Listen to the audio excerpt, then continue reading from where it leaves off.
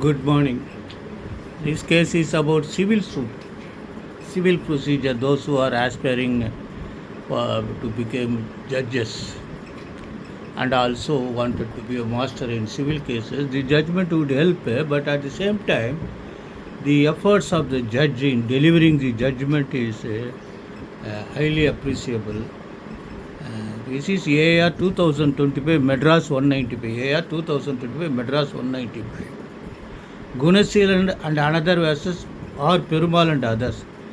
Therein, one person filed suit for specific performance, executed the, obtained the degree, thereafter filed the EP and got execution of the sale deed.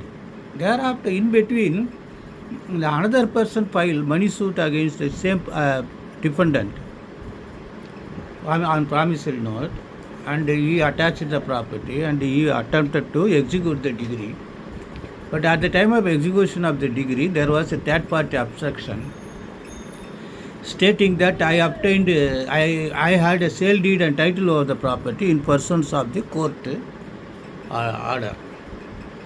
Therefore, that legal obstruction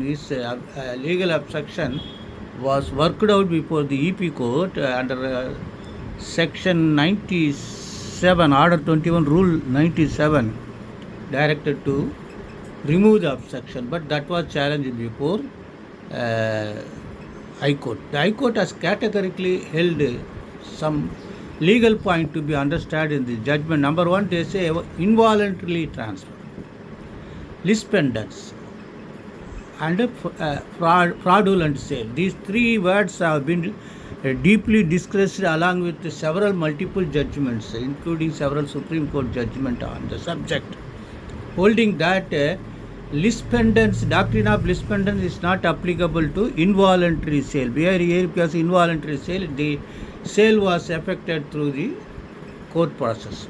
Next question, for money degree, this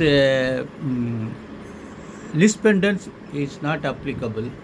If suppose some sale has been effected, then you can invoke Section 53 of Transfer of Property Act for fraudulent transfer to deceive the creditors. This is the ratio. This is AR 2025 Madras 195, Gunaseelan and other versus Perumal and others. So this, up to this knowledge, you kindly keep it. But those advocates want to dip in sea of civil practice and go through the entirety of the judgment. They have discussed about Rule 182 of this Rules of Practice, Civil Rules of Practice, Order 21, Rule 34, CPC, which was not followed. Then 64 of the Code of Criminal Procedure, when sale is hit pending attachment. Then question 52, lispendence, doctrine of lispendence, all judgments were discussed. Then this is what they have given some guidelines for lispendence at paragraph 18. By following the Supreme Court judgment, there must be pending suit or proceedings. The suit or proceeding must be pending in a competent court. Suit or proceeding must not be collusive. Right to immovable property must be directly and specifically in question in the suit or proceeding. Property must be transferred by a party to the litigation, and alienation must affect the right of any other party to the dispute. Therefore, this is what they have discussed.